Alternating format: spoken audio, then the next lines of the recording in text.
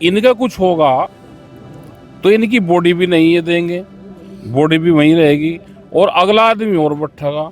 जिस अगले आदमी का नाम है बैठने के लिए वो 20 दिन नहीं पकड़े बैठे हैं, तो नाराजगी किसानों के प्रति और सिख समाज के प्रति हो रही। उसको फायदा हो रहा है कि ठीक तीनों वहीं उलझ रहे आपस में ही। नहीं, हमारा बाहर से समर्थन है, हमारा वैचारिक रूप से समर्थन है और हम जगह जगह प्रोग्राम भी करते हैं। खनौरी बॉर्डर पे डल्लेवाल जी की तबीयत लगातार बिगड़ रही है।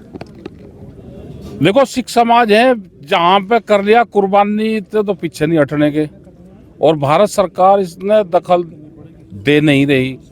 और अगर इनका कुछ होगा तो इनकी बॉडी भी नहीं है देंगे, बॉडी भी वहीं रहेगी और अगला आदमी और बैठेगा। जिस अगले आदमी का नाम है बैठने के लिए वो 20 दिन नहीं पकड़े तो दूसरी शहीदी भी होगी। और ये आंदोलन 14 और 15 महीने के बीच में खत्म होगा, जब तक कैंक शहीदी होगी, ये देख लेना। और ये सब भारत सरकार के खिलाफ जाएगा। ये भारत सरकार क्यों करवा रही है? आप कह रहे हैं भाई वो षड्यंत्र कर रही है। षड्यंत्र तो इसलिए कर रही है ना कि बात नहीं मान रही। ये आंदोलन पंजाब की धरती पे है, तो पंजाब की सरकार के खिलाफ जा रहा। ये रास्ते रोक रहे हैं, तो जो वहाँ के व्यापारी है, वे हैं आम लोग हैं, वे कहते हैं जी इन्होंने भाई ये तो किसानों का यही काम हो गया, तो धरने में बैठे हैं। तो नाराजगी किसानों के प्रति और सिख समाज के प्रति हो रही। उसको फायदा हो रहा है कि ठीक तीनों वहीं उलझ रहे आपस में ही, तो इसलिए उनको फायदा हो रहा है इससे।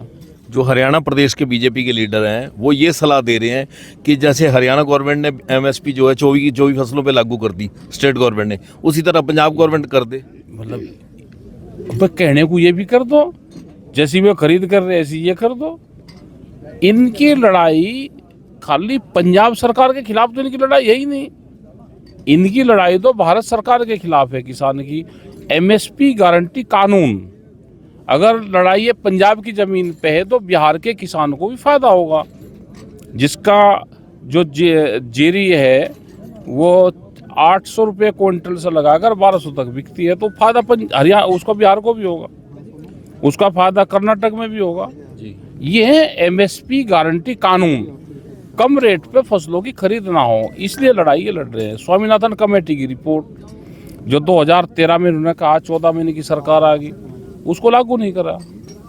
तो ये कई बड़े सवाल हैं। आपकी जत्थेबंदियों की मीटिंग कब है और क्या फैसला लेने जा रहे हैं? 4 तारीख में टोहाना में है और 9 तारीख में पंजाब में है, और शायद उनके लोग भी आए, वहाँ से कमेटी के लोग भी कुछ आए। जरूरत पड़ी तो समर्थन देंगे?